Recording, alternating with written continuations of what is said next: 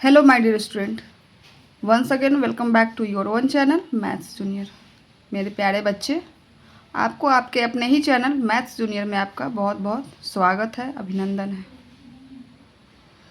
तो चलिए, जैसा आप लोगों को मालूम है कि एग्ज़ाम का डेट आ गया है। कब है आपका एग्ज़ाम? 28 नवंबर, है ना।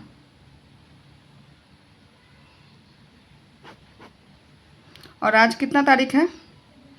आज 23 अगस्त है। देखा जाए तो आपके एग्ज़ाम में बस 3 महीना बचा हुआ है ना। तो इसी के लिए आज हम 90 डेज का स्ट्रैटेजी लेकर के आए हैं कि कैसे हम इस एग्ज़ाम को, आपके JNBST 2026 में जो एग्ज़ाम होने वाला है इस 28 नवंबर को, उसको हम कैसे क्रैक करें, उसके लिए हम क्या स्ट्रैटेजी अपनाएं और ये हम 3 महीने में, इस अंतिम 3 महीने में कैसे इसकी तैयारी करें, तो उसकी स्ट्रैटेजी हम आप लोगों के साथ शेयर करने वाले हैं। अगर आपको वीडियो अच्छा लगेगा तो अपने दोस्तों के साथ ज़रूर आप शेयर कीजिएगा। चैनल पे अगर नए हैं तो उसको सब्सक्राइब ज़रूर कीजिएगा। और आप इस 90 डेज स्ट्रैटेजी के साथ कैसे तैयारी करें, इसके लिए आप हमारे साथ जुड़िए और तैयारी कीजिए, ठीक है। चलिए, तो हम स्टार्ट करते हैं, चैनल शुरू करते हैं। देखिए, आपको नए सिलेबस में, आपको पता है कि सिलेबस ऑलरेडी थोड़ा सा क्या, इस साल से सिलेबस चेंज हो गया है, तो थोड़ा सा इस साल का तो एग्ज़ाम कंपटीशन आपका टफ होने वाला है, क्योंकि आपको PYQ भी नहीं मिलेगा। तो आप एग्ज़ाम के टाइम में हम भी आपको करवाएंगे कुछ प्रैक्टिस सेट तो वैसे भी करना है, क्योंकि प्रैक्टिस सेट से आपको क्या होता है, टाइम मैनेजमेंट होता है। तो प्रैक्टिस सेट तो आप अपने लेवल से भी कीजिए, रोज़ कम से कम 1 कीजिए, तो ये करना ही है। और आपको चैनल पे भी हर संडे को हम एक प्रैक्टिस सेट करवाएंगे, और जब सिलेबस ख़त्म हो जाएगा तो हम आपको रोज़ एक प्रैक्टिस सेट करवाएंगे। ये हम आपको इंश्योर करते हैं, और अंतिम दिन तक, एग्ज़ाम तक हम आपके साथ हैं, इस चीज़ का प्रॉमिस है, ठीक है। तो चलिए देखते हैं आपका पुराना सिलेबस क्या था और नया सिलेबस क्या है, और हम कैसे तैयारी करेंगे। तो सबसे पहला जो हमारा सेक्शन था, क्या था? रीजनिंग का सेक्शन था, है ना। कितना नंबर का रीजनिंग पहले होता था? 40 नंबर का होता था। इसमें 40 क्वेश्चन भी रहता था, ठीक है। 40 क्वेश्चन रहता था, 50 नंबर का होता था, ठीक है, यानी कि 1.25 मार्क्स का। लेकिन अब यही रीजनिंग जो है सो अब क्या हो गया है, इसमें 20 क्वेश्चन हो गया है, ये ख़त्म हो गया है 20 क्वेश्चन। अब ये रीजनिंग जो है 20 क्वेश्चन, इसके बदले में क्या हो गया है, 20 EVS का आ गया है ना। तो ये हो गया। और आपका मैथ जो है, मैथ्स और लैंग्वेज, ये दोनों सेम रह गया है। टाइम भी आपको मालूम है कितना है, टाइम अलॉट 2 आवर है। अगर आपको देखा जाए तो हर सेक्शन के लिए आपको 30 मिनट का टाइम मिलता है, हर सेक्शन के लिए। अगर आप 30 मिनट में सॉल्व कर लेंगे तो आप सारे क्वेश्चन को सॉल्व कर पाएंगे, नहीं तो आपका क्वेश्चन छूटने का संभावना रहता है। लेकिन इसके अलावा आप, ये तो हम जनरल हम आपको बता रहे हैं, लेकिन मैथ्स जो होता है कैलकुलेटिंग होता है। तो आपको मान करके, माइंड सेट करके चलना होगा कि आपका मैथ्स जो है सो अकेला कितना लेने वाला है, 1 घंटा पूरा। मैथ्स आपका अकेले 1 घंटा लेना है, और आपको 1 घंटा में ये तीनों सेक्शन, EVS, लैंग्वेज और आपको ये रीजनिंग, आपको तीनों 1 घंटा में सॉल्व करना होगा। तो हो भी जाएगा, कोई इसमें डरने की बात नहीं है, ठीक है। आपको मैथ्स थोड़ा सा कैलकुलेटिंग है, तो इसमें सबको टाइम लगता है। चलिए, तो हम ये देख लिए, टाइम भी देख लिए कितना है, 2 घंटा है। अब हम आपको मतलब देखेंगे कि किस तरह से हम, ये कितना चैप्टर नया आया है, कितना पहले था जो कम हो गया है। तो देखिए, रीजनिंग में था आपका कितना, टोटल पहले 10 चैप्टर था। रीजनिंग में टोटल पहले कितना था, 10 चैप्टर था, और 10 में से 4-4 क्वेश्चन आता था हर चैप्टर से। लेकिन अब ये क्या हो गया, चूँकि नंबर भी कम हो गया है, 20 ही क्वेश्चन आता है, तो चैप्टर भी क्या हो गया है, आधा हो गया है, 5 चैप्टर। अब नए सिलेबस में क्या हो गया है, आपको चैप्टर कितना बच गया है, 5 बच गया है, जिसमें से एक चैप्टर जो है सीरीज जो है वो हम ऑलरेडी पहले कर चुके हैं, है ना।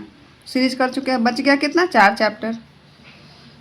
तो अगर हम 5 चैप्टर से भी लेते हैं और अभी हमारे पास 3 महीना का टाइम है, कितना 3 महीना का टाइम है, तो हम एक रूटीन भी बनाए हैं कि सप्ताह में जैसे कि आपको हर वीक एक दिन हम रीजनिंग पढ़ते हैं, तो 5 चैप्टर को अगर हर चैप्टर पे 2-2 दिन टाइम देंगे तो 8 दिन में हमारा रीजनिंग ख़त्म।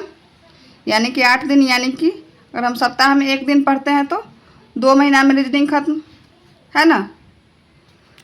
4 चैप्टर बच गया, 4 चैप्टर अगर 2-2 दिन एनफ है, 2-2 दिन पढ़ेंगे तो 2 महीना में रीजनिंग ख़त्म, रीजनिंग का प्रॉब्लम सॉल्व यहाँ पे।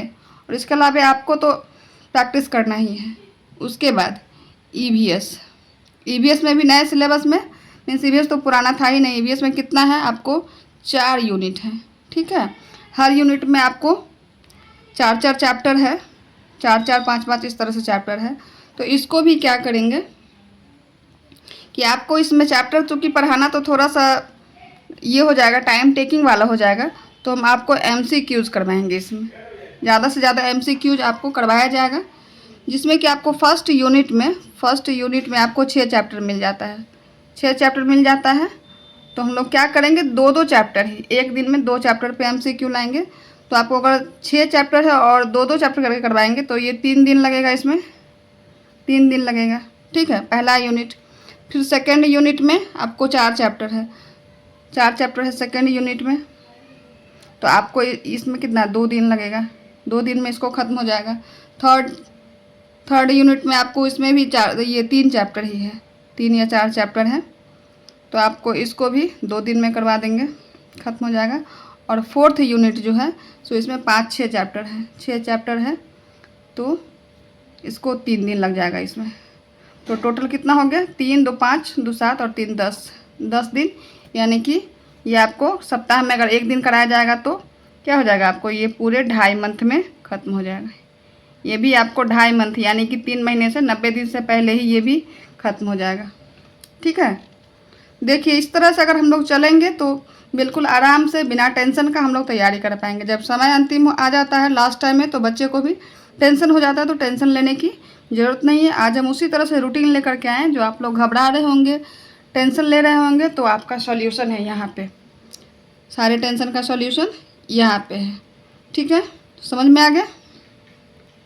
उसके बाद रीजनिंग देख लिए, सेकंड हम अपना ईवीएस देख लिए। अब बच गया तीसरा सेक्शन मैथ्स में भी नए सिलेबस में आपका 9 चैप्टर है। आपका नए सिलेबस में कितना चैप्टर, 9 चैप्टर, जिसमें से अभी हम लोग पढ़ रहे थे। वीडियो देखिएगा जो भी चैनल पे अपलोडेड है वो सब आप लोग के लिए है इस साल से ही, तो आप वीडियो देखिएगा, उसमें हम लोग 5-6 चैप्टर करवा चुके हैं, ठीक है।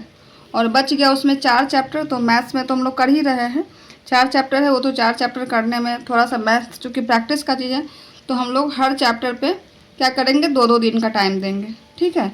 हर चैप्टर पे 2-2 दिन, उसमें एक दिन थ्योरी सेक्शन रहेगा, दूसरा दिन उसमें प्रैक्टिस क्वेश्चन करवाएंगे, ठीक है। 2 दिन या 3 दिन। तो चूँकि हमारे पास 4 ही चैप्टर आपको, जैसे कि नंबर सिस्टम, बेसिक ऑपरेशंस है होल नंबर पे, ये सब आपको फ्रैक्शन, फैक्टर, मल्टीपल्स, ये सब एकदम बेहतर ढंग से आपको चैनल पे करवाया गया है। तो इधर जो बच गया है हमारा चैप्टर, वो सब बचा हुआ कौन कौन सा है, एक मेजरमेंट है, दूसरा आपको पेरीमीटर एरिया, पेरीमीटर एरिया है, आपको एंगल है, उसके बाद एंगल बचा हुआ है, एंगल एंड इट्स टाइप, जो भी है एंगल, उसका टाइप, उसका एप्लीकेशन, ये सब है। और एक चौथा चैप्टर है आपको डेटा एनालिसिस का। ये 4 ही चैप्टर है। बाकी जो चैप्टर है आपको एक चैप्टर आपको सिंप्लीफिकेशन है, सिंप्लीफिकेशन आपको एक नया चैप्टर है, तो इसको आप देखिएगा चैनल पे। तो बॉड मास करके, सिंप्लीफिकेशन क्या है, तो सिंपल आपको सिंप्लीफाई करना है, तो आपको एक बॉड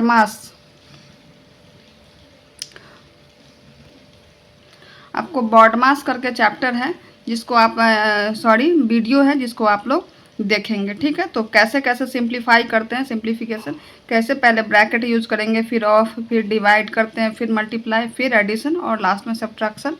ब्रैकेट में भी कितना 3 टाइप का ब्रैकेट होता है, ये सब आपको इस वीडियो में सारा डिटेल से दिया गया है। तो ये हम लोग सिंप्लीफिकेशन भी कर लेंगे। तो मैथ्स मैथ्स को थोड़ा सा हम लोग चूँकि प्रैक्टिस ज़्यादा करेंगे, थोड़ा सा प्रैक्टिस करना पड़ेगा मैथ्स को। तो ये इसमें थोड़ा सा टाइम लगेगा, इसमें भी ज़्यादा टाइम नहीं लगेगा, घबराना बिल्कुल भी नहीं है। तो इस तरह से हम लोग मैथ्स को भी कर ही लेंगे।